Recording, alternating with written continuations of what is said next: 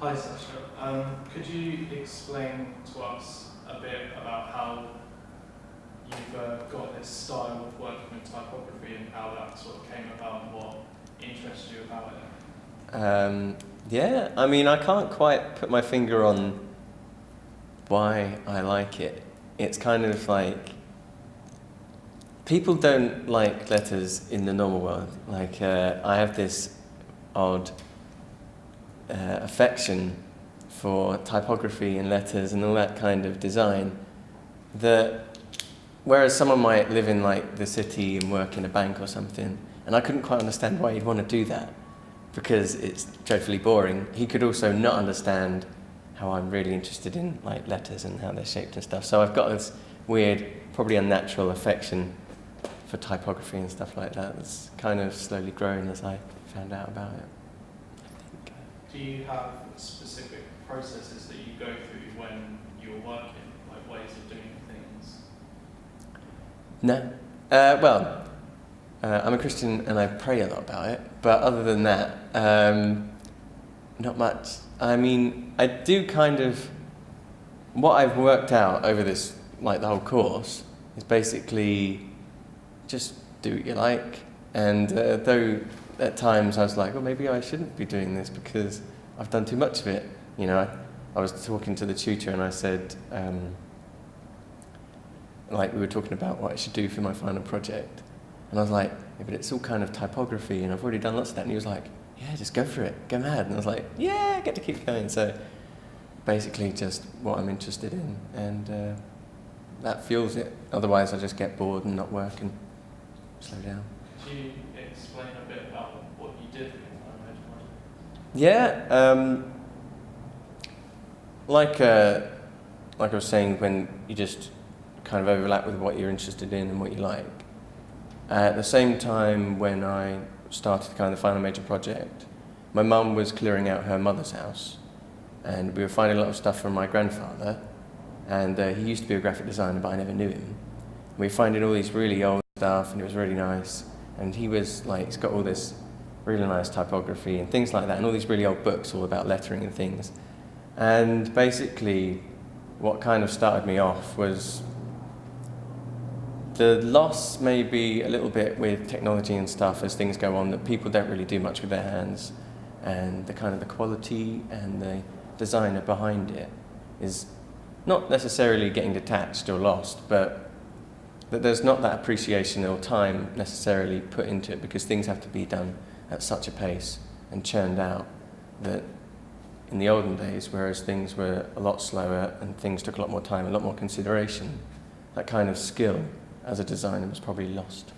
So I was kind of just going on with that and trying to just make some things that took a lot of time that maybe people would like, just because even if they're not nice, just that someone spent hours making them. Do you think this has defined you as a designer now? It certainly made me realise I don't love to sit in front of a computer all day. And whereas if I've got to make something, I'll go to my book and I'll try and draw something first. I don't want to go straight onto Illustrator or InDesign and just start playing around with a trackpad, because that's just pretty boring. Well, I mean, no, it's fun. You know, you can be interested in that. But, yeah, I don't know. Not for you. Not necessarily for me, yeah, it's personal. So how would you say that your research and the way that you do work affects the final outcome? When you say like my research, like Like your influences and where you sort of gain inspiration? I don't know really. I usually really loosely base things to a general concept, and I'll kind of just gather bits and go, that's not really related, but I can try and relate it. And just, like I was saying, you know, just things you like, and it doesn't necessarily have to be like even fit with what people might assume would fit, but slowly as you accumulate more and more, you can see connections and things that weren't there in the first place that can be quite interesting. Do you have certain methods that you use, like research methods, to make make those connections, or is it more of an organic thing that just happens? I think I don't have like a set way of going about things. I do maybe try and, when they gave us words to try and just link to things, I'll just try and put down as many words as I can, trying to sum things up, summarize things, so that you can get a general shade of what you're looking at, and then see what is interesting that also falls under that umbrella, I guess. But nothing like I must go to here and look at that bit. Yeah, nothing geometric. Well, last one. So, could you explain why you feel you've adopted this style of work? With the typography.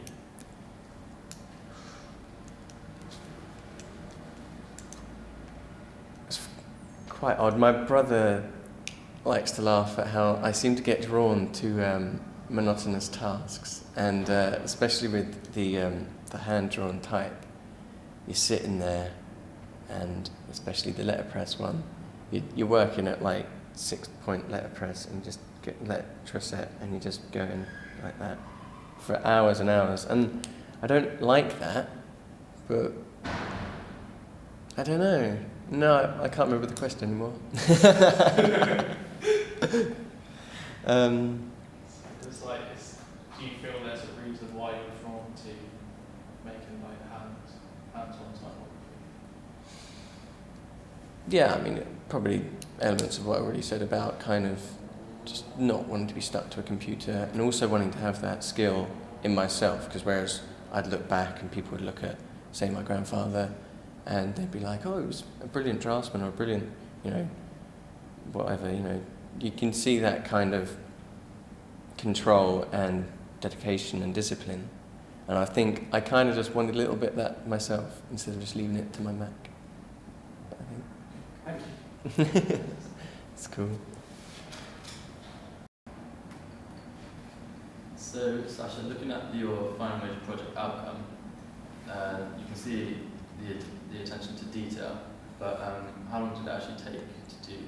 Well, there was a range, and I did 3 separate ones, and obviously took different amounts of time. The shortest one took about 8 hours, whereas the longest one, which was Letraset, took about 33 hours and 46 minutes. It's a good long one, much longer than I expected. Yeah. And you did it in sections? How did you stick at it at one go? No, I'd be dead. No, I'd probably do it in about 2 to 3 hour chunks, and basically just time myself on my phone, write down the little things on a timesheet, and a bit of maths at the end. But yeah, I mean, there was a little bit of, I had to go to the toilet now and then, maybe I didn't stop it, but so you thought it was important to jot down how long it took you? Yeah, that was an element of the work. The idea also, instead of just the discipline and the skill and all the consideration that goes into it, it's also about the time and the fact that someone spent 33 hours of their life sitting in front of that thing that you're looking at, and that also has an effect on it, I believe. You speak a lot about having a specific sort of take on design, and is there a way that you think that the way you look at design as a whole and the way you work has affected your general everyday life? Yeah, with this discipline thing, I realised that I'm quite a messy guy, and I thought, I want to be able to keep things clean and tidy, get rid of all the clutter kind of stuff, and so now I try and organise things neatly, but especially one way. I'd love writing, don't necessarily care for actually writing words, but I'd love the actual act of just making the letters and the words with my hands. But the problem was, it was just a bit crazy, and I was going mental, and I would have thought, people see this, they're not really going to think, oh, Sacha, he's got nice handwriting, he's a designer kind of thing. It was just kind of me just playing around and having fun, trying to get some words down. So one thing I did do a couple months ago, I just decided to relearn handwriting and kind of do a bit more.